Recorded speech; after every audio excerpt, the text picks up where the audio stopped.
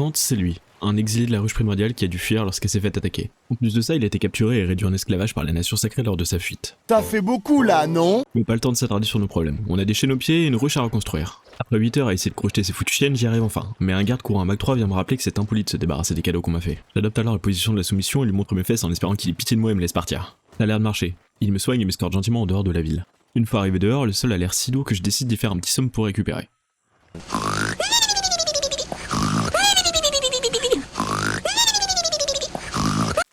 Une fois réveillé, j'emprunte une casserole au cannibale qui dormait à côté de moi et j'en profite pour faire un outfit check. Non, vraiment. Ça va bien ensemble, ouais. Durant la Golden Hour, je décide de me diriger discrètement avec ma tenue rose fluo et ma casserole vers un endroit un peu plus calme qu'ici. Je me cache derrière un rocher afin d'enlever les chaînes qu'ils m'ont remis aux pieds. Décidément, les coutumes sont particulières dans Kenshi. Presque arrivé à la ruche voisine, je tombe sur un groupe de cannibales qui m'apprennent l'hospitalité. Ils veulent m'inviter à dîner et ça tombe bien, j'ai faim.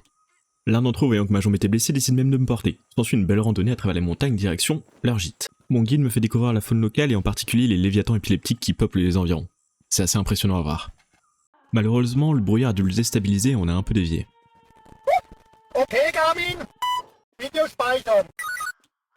La faune locale était aussi composée de havers comme moi, un peu paumés. Heureusement, ils étaient là pour me secourir.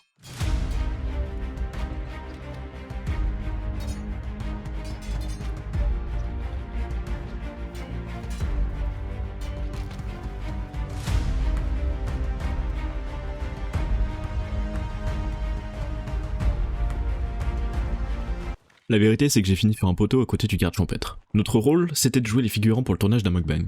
La nuit tombée, je leur ai fait compagnie. J'allais quand même pas travailler bénévolement. Et en plus, moi aussi j'avais la dalle. Alors j'ai fait ce que je savais faire de mieux, m'accroupir et prétendre être constipé afin que personne ne vienne m'embêter avant d'arriver à la ville la plus proche. Avant d'arriver en ville, j'ai pu croiser des crabes.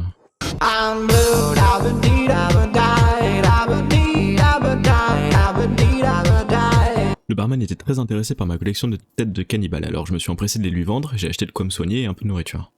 Bane, la région où je suis était bien trop dangereuse pour moi, tout le monde voulait ma peau, que ce soit les autres à quatre pattes, les cannibales et même certains de mes congénères, alors je me suis dirigé vers la border zone. Le point positif, c'est qu'ici, ça savait faire la fête, hein. Parents et enfants tapaient du pied en rythme.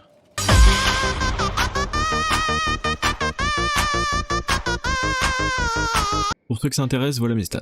Là, j'étais en train de miner et je m'apprêtais à aller tabasser le groupe de clodo local pour perpétrer les coutumes qu'on m'avait montrées.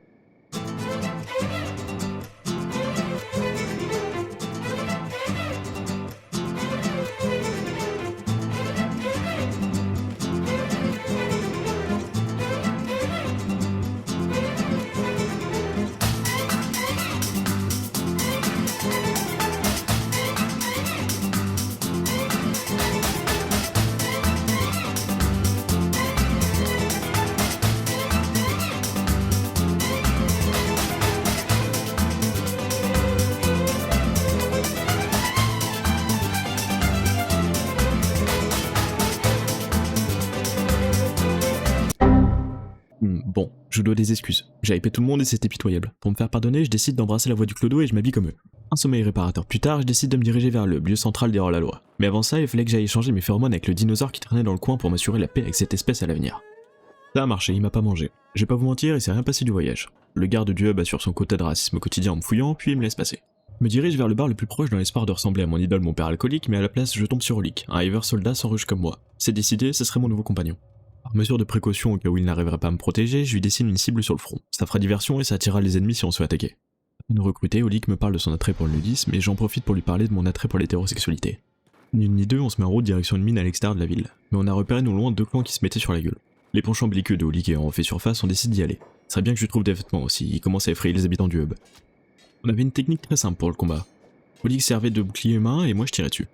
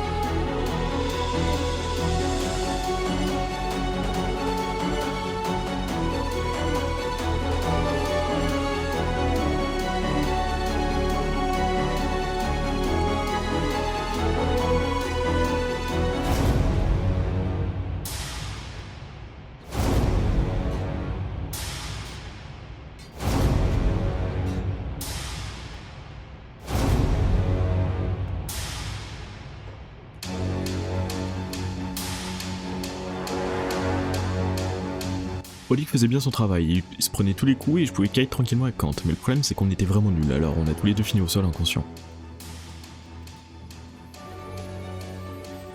L'issue du combat était la suivante, Olik avait perdu connaissance et Kant était tout simplement en train de mourir. Là, c'était une question de temps avant que le let's play s'arrête.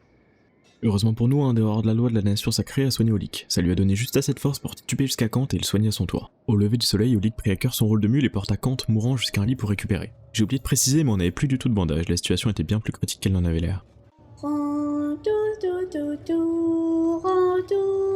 Pendant qu'Olik récupérait, je suis parti gagner un peu d'argent. C'était pas glorieux, mais je me suis introduit dans un bâtiment proche du bar dans l'espoir d'y trouver quelque chose. Après 3 heures à crocheter, je me suis rendu compte que les hors-la-loi de la nation sacrée étaient encore plus pauvres que nous, donc j'ai même pas pris ce qui était dans le coffre.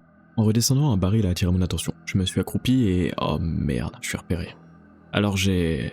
ah non, ça ce sera pour l'épisode 2. Allez, des bisous.